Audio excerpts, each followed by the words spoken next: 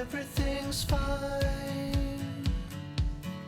Wouldn't expect any more from this. The situation's in line with every story that I heard of the burning bliss, and I wait, trying to appreciate. We have a fun video in store for you guys today, but before we get started, I want to let you guys know today's video is sponsored by LL Bean. We're starting off our day right this morning and going for a hike, getting some nice fresh air and staying super warm thanks to LL Bean's outerwear products, which are my favorite. If you guys know us, you know that we love getting outdoors, and the outdoors is basically one of the things that kind of stitches us together as a family. And honestly, LL Bean makes it really easy and really comfortable to be outdoors, especially when there's snow on the ground and it's really cold. So LL Bean has had an awesome reputation for like 100 years. Their stuff has been through the ringer. It's tough, it's gonna last forever, and honestly, it looks pretty good too. There really is nothing better than getting out here, enjoying the fresh mountain air, getting a nice little hike, and getting our blood pumping early in the morning. And thanks to LL Bean, we're nice and comfortable. And if you guys are like us and you're last-minute holiday shoppers, you should definitely consider gifting your family and friends some amazing, comfortable, and super warm LL Bean outer gear this holiday season.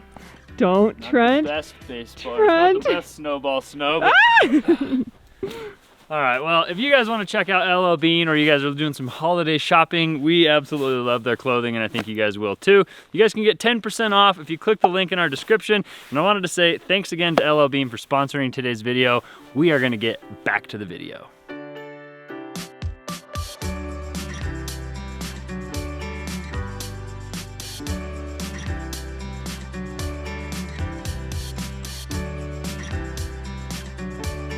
What's up, guys, and welcome to our channel. If this is your guys' first time, if you guys are a returning viewer, welcome back. Today we decided we want to make a little bit different style of video, and this video is basically going to be listing off the 10 most important things we think you need to know if you want to build your own house. So for the past year and a half, we have been building our own house from scratch with our own two hands, with a couple friends' help, without very much experience at all. Before that, we used to live full-time in a van and travel around the world. And when the pandemic started, we decided, let's find a home base in Utah near our family and build our own little cabin in the mountains where we can get away whenever we need to. And it has been a crazy learning experience. The first tip we want to share with you is to research your area, whether that includes the weather patterns, if there's an HOA, if there are neighbors in your area, the landscape, the environment. All of that needs to be taken into consideration because it will affect the way you can build, the timing of what you can build, and the entire process in general. Yeah, so the area that we actually decided to build in does have an HOA, and a lot of HOAs are like really crazy about like, you have to have this, you can't have that, your fence can be this high, you have to cut your grass this long.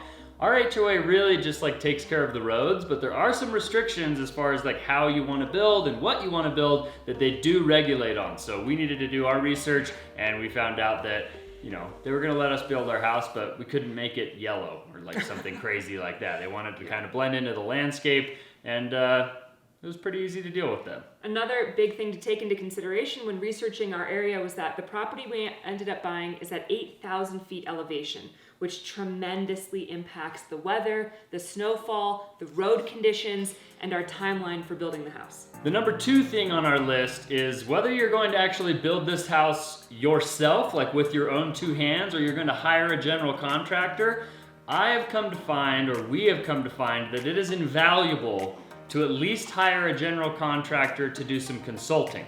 We found an amazing general contractor that knew the area. He's familiar with the permitting, he's familiar with inspections from the county, he knows the weather patterns for the area, and that really helped guide us through the process, as well as being there for a consultant. I could ask him questions about framing or questions about plumbing inspections or the different types of things I needed to be prepared for.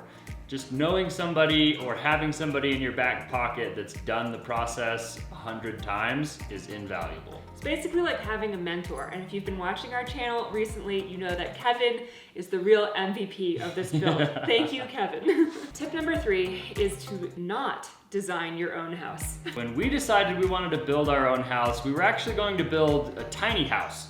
And so we decided, well, if we're gonna build our own tiny house, it'll be really easy to build because it's gonna be small, but we need to get like some plans drawn up by an architect. We designed our own house, we drew up some sketches, we sent them to an architect, we had her design the entire house, and then she basically came back with a ton of revisions. And we were like really upset because we were like, no. What we designed is like what we wanna build. And the things that she did decide to change, or that we allowed her to change, are probably the best features of our house. And the things that I fought with her on and was like, no, I want to do it this way, like for instance, our dual pitch roof. In my mind, I thought doing a dual pitch roof is the easiest way to build. I'm familiar with it, I can understand it. She wanted us to do a single pitched roof. So now, for the rest of our lives, we're gonna have snow sloughing off of our roof onto our deck or onto your head if you walk out the front door, whereas she wanted everything to slough to the back of the house, which was very smart. So, short of the long is do not design your own house. Or just at least take into consideration the expertise and professional advice that an architect might be giving you, because trust me, they know what they're talking about and they are there for a reason. Tip number 4 is if you're willing to try, you can do pretty much every single trade of building your own house yourself. So really with a little bit of research and the willingness to try, you can basically tackle every trade.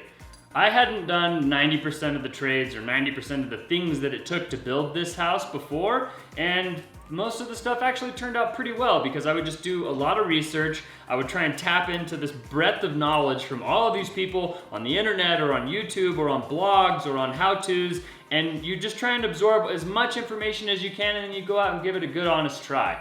And a lot of times, if I would try something and fail and have to rip it out and redo it, it's still cheaper for me to attempt it twice than to pay somebody to do it once. And then you have the satisfaction of knowing that you built it yourself, which is also pretty priceless in our eyes. So tip number 5 is even if you do hire a professional to tackle one of the trades for you, trust your gut.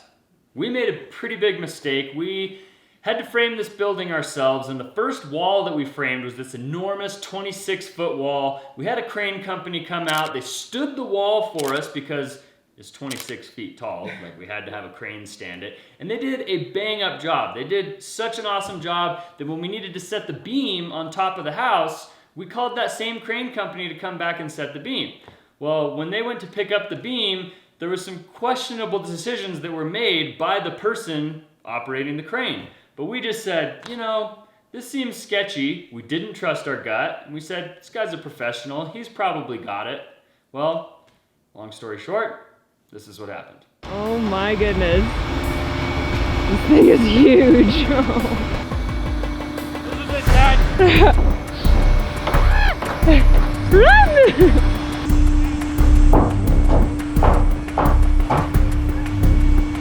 You're doing so good. Thank you. Oh! Oh!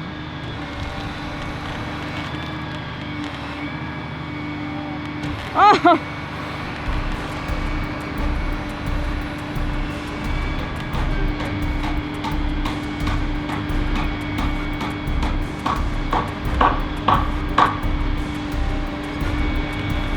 Oh no!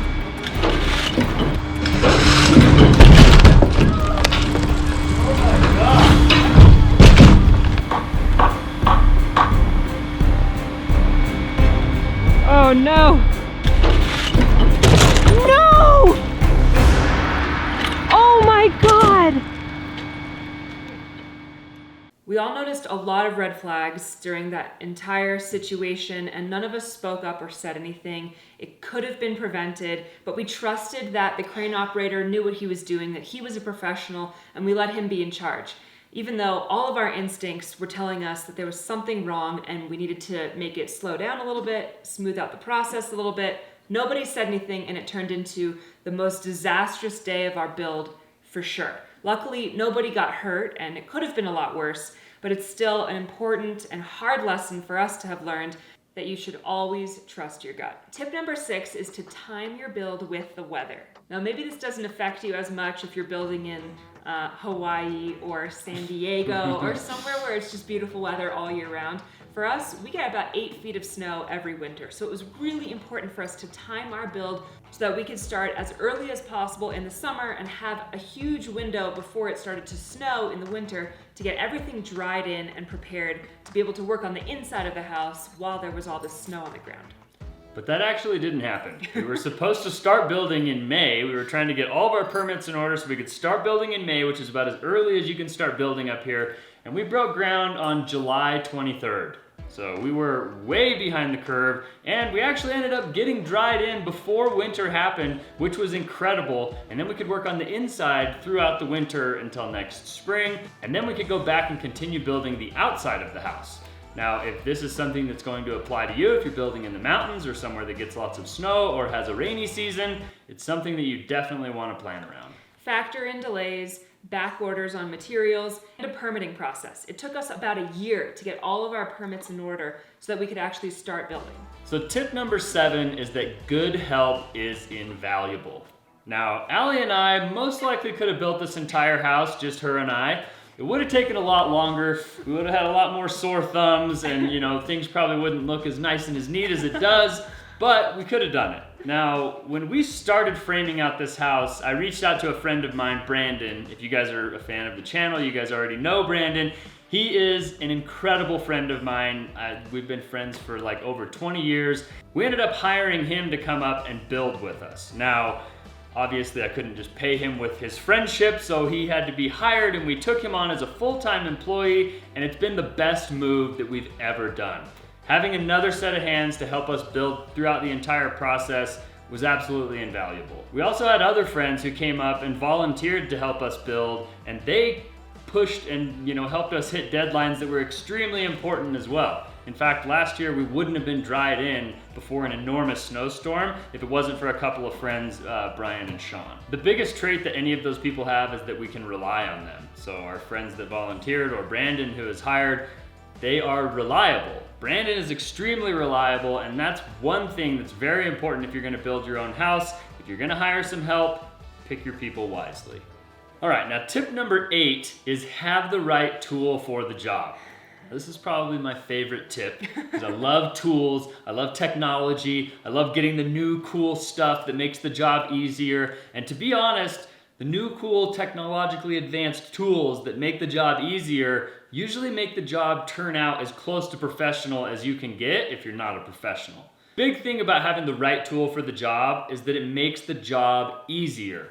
If you're gonna try and do something with the old school tools, a lot of times you have to have a lot of finesse, a lot of knowledge, a lot of experience to have a job that turns out nicely. But if you have the right tool for the job, you can have a professional looking product the first try.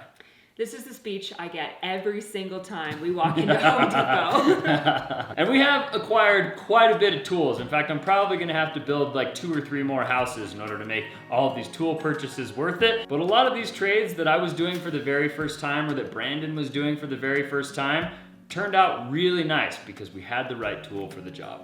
Tip number 9 is don't be afraid to fail. If you're looking at something and deciding for yourself, oh, I can't do that, that's you being afraid of failure. Now, what you need to be saying is, I can't do that yet. Now, if I looked at every trade as they came up and said, oh, I can't do that, we're gonna have to hire somebody, this house would have taken twice as long to build, it would have been 3 times as much money, and we wouldn't have the satisfaction of knowing that we did it ourselves. Yeah. So really all you have to do is say, I don't know how to do that, I'm going to learn. And learning is basically just watching people do it and then giving it an attempt. But if you're not afraid to fail, you can give it a good honest go, and you can even do it a couple times, and by the time you do have a finished product, it should be something that's going to work. It does help if you have a crawl space or a basement or a staircase where you can try things out. For example, we always started each trade in the basement under the stairs because that's a place where no one will see it, and we could mess up and learn how to use all the tools and figure out the process before we moved on to much more visible parts of the house. What she's referring to is drywall, mudding, and taping. Yes. because that is a difficult trade. And I still don't think I'm good at it, but we have some, it looks okay. It turned out well. We're happy with it. All right, and number 10, the final tip that we have if you want to build your own house is do not, under any circumstances, get pregnant or decide to get a puppy. These two things will put so much pressure on your relationship that it will make the build harder, it will make your life harder, it will make your relationship harder, and I don't really know if it's worth it in the end. We have a dog and we have a baby, and it's all great and everything is hunky-dory now, but it would have been so much less pressure. I would have been so much happier through the entire process knowing that there wasn't a baby about to be born and that we weren't dealing with a puppy that's tearing things up and being crazy and needing so much attention while we're trying to build a house. So our advice is just wait until the house is done. The puppy and the baby are totally worth it, but you probably just don't want to have to deal with either of those things while you're building your own house. Absolutely. So I think that's going to do it for us today. Hopefully these 10 tips help you on your journey of getting ready to build your own house. And if you're just here watching as one of our regular viewers, thanks for sitting through this because you guys probably already know all of these tips from watching our original videos. If you guys don't know who we are, we're Trent Allie, like we've already said. You guys can subscribe and you guys can go back and watch all of the build process of us building our entire house from scratch with basically these 4 hands and the help of our friend Brandon. Thanks again to LL Bean for sponsoring today's video. Click the link in our description to check them out. And we'll see you guys on the next one. Adios.